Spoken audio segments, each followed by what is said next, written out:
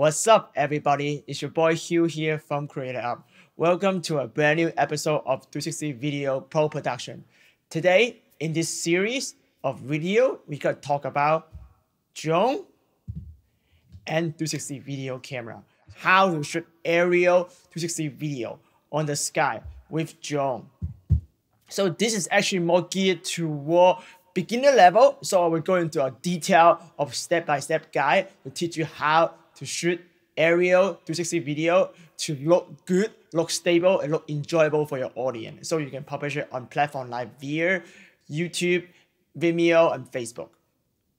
So in this video, I also review some tips that you can win some free DJI Mavic Air, the brand new DJI Mavic Air, and some DJI gimbal. So if you want to win some free drone and gimbal, you can either stay to the end of this video, or you can just fast forward to look at the way for you to win some free drone and free gimbal. If you see my recent video, I love to do comparison, right? So the before and after footage of the drone video shot with this drone right here, the DJI Mavic Pro Platinum and the GoPro Fusion, you see that even with a great stabilization that GoPro Fusion offer, still in a high wind situation in the air, the camera still shake a lot. And the horizon line is not always straight, even with the excellent horizon line straight feature the GoPro Fusion have for the version V2. So no matter how good is your camera stabilization, you still need to do post if you want to achieve perfect result. Again, you don't have to. If you are just happy with consumer level, just show it to a friend and family, you need to go through all the post process. But as you see the comparison, make a huge difference if you have a buttery smooth drone footage. So people, when watching your epic sunset, epic like drone footage, aerial environment footage or ocean or whatnot, would not feel sick and actually feel like they're floating in the sky like a Superman. And also another really great, another thing really consider is you never want to break the immersive of your audience. The reason why what break the immersive is if the audience look up, if they see the drone, they know that it's a drone video, drone footage. It's not real, it's not surreal, it's not immersive. In my opinion, I think get rid of the drone is actually very important. It's the first thing I do in any drone video footage. As you see my recent publish on Deer. By the way, if you guys want to follow my drone video, I am actually recently posted a lot of Tiny Planet drone video on my Instagram right here, and also on Veer for fully 360 immersive. So if you like my work, please go there, subscribe, and support my work. If you give me a thumb up and a like, that would really I would really be appreciated. So let's talk about the gear, and then we move into post-production to how to make perfectly buttery smooth drone footage that without seeing your drone. So the equipment I choose for most of my travel vlog, for most of my video, is actually very simple. What I use is a DJI Mavic Pro Platinum right here. By the way, I do have a coupon code way for you to get this drone way cheaper than anywhere on the internet, including B&H or Amazon. So if you want to get this drone with a steep discount, cheap, look at my description. I provide coupon code, but the code is changing because I can only offer 20 discount at a time, but I will keep updating the code so you can get this drone for very cheap price. Just because I love you guys, I want to give it back to you guys. So the reason why I picked the DJI Platinum Pro, Mavic Pro Platinum, not just a regular DJI Mavic Pro or the Air or whatnot DJI out there, is there's a couple of things that's really important for me to consider picking a drone for 360 aerial video.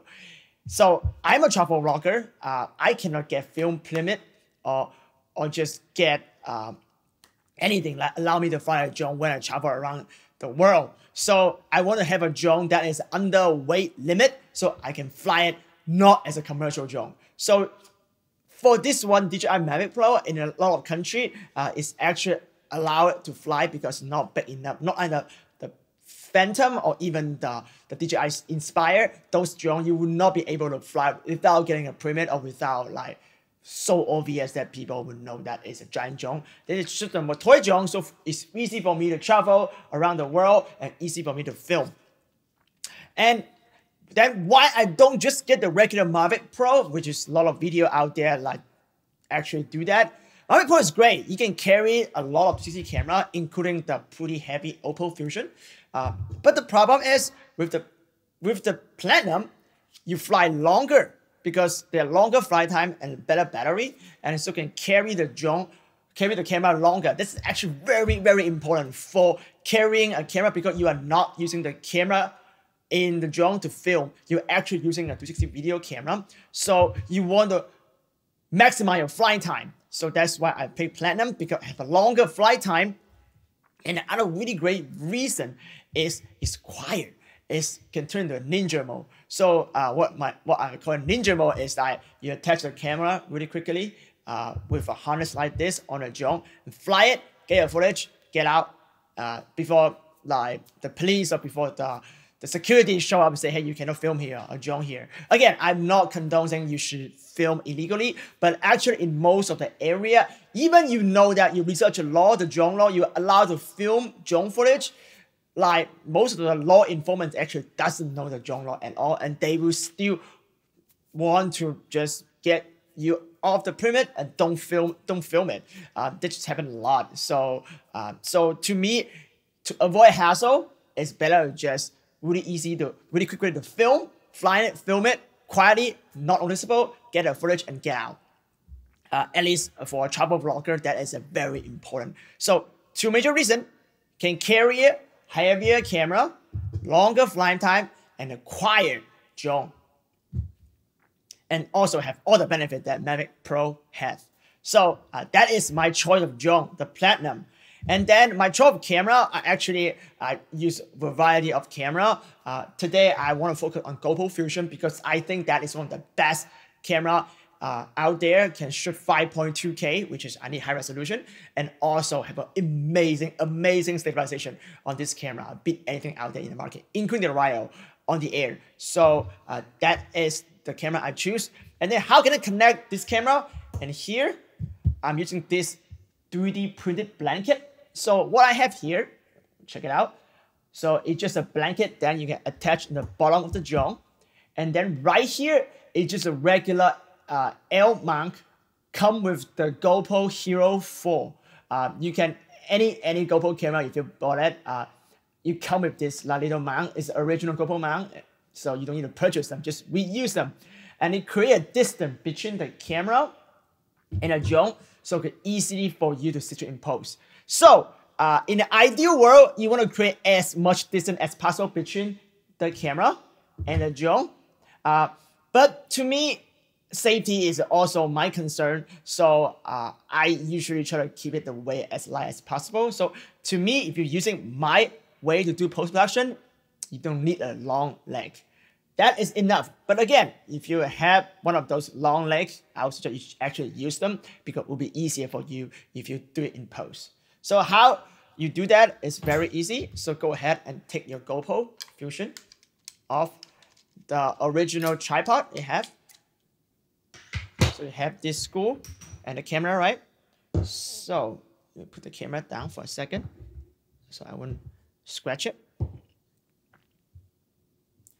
And then that is actually a really easy part. So again, take off the protection case of your drone and just very easily just hook it right here.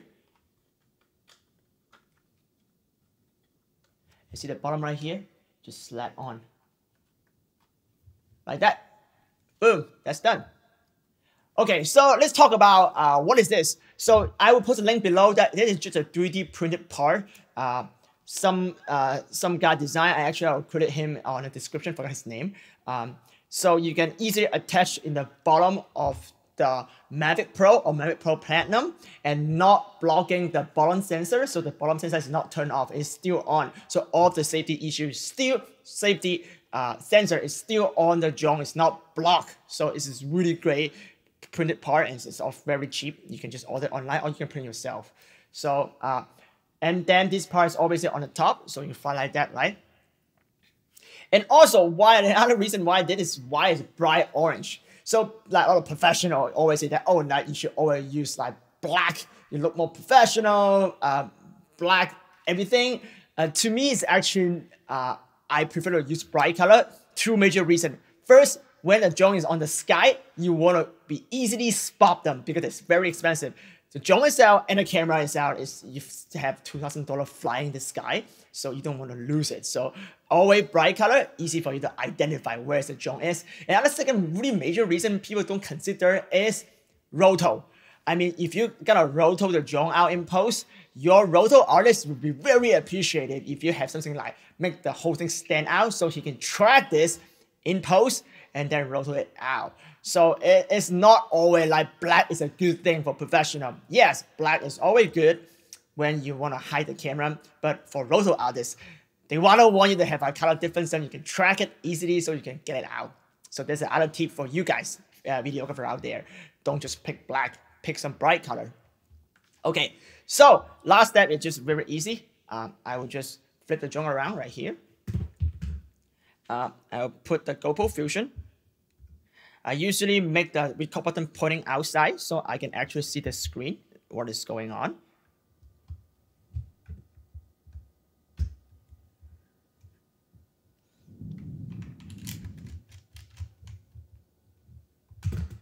There you go. So make sure they're tight. So boom, that's my setup right there. Take a look.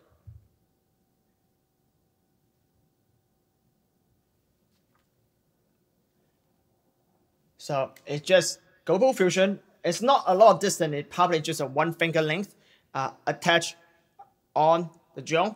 And then I usually do a hand takeoff. So we just take it like that and just fly in the sky and then catch it. Grab it and catch it. It's very easy, simple, straightforward. So if you want to learn more about actually how to fly a drone, my good friend Ben Claremont from Live in 360 actually make already a ton of great tutorial videos. So if you want to learn more, definitely go check out his channel, his video, and I learned a lot from that guy. And also he offers really great tiny plane tutorial. I would not just skip the detail of how to fly it, how to take off. So just go watch his video. And also if you want to like figure out which camera is the best for drone video, and I also don't want to repeat myself. I do have a lot of camera, a lot of like 360 camera. I can tell you which one I prefer the best. But I will also suggest you to check out the blog 260 Rumor from Mike Tai. He do a lot of like really in-depth review of different camera. So which one is good for drone, which one's not. So go check him out instead. Let's go directly into post-production and look at before and after and what do I do to stabilize the footage, color out the drone, and color correct and make it look absolutely amazing. I'll see you in the studio.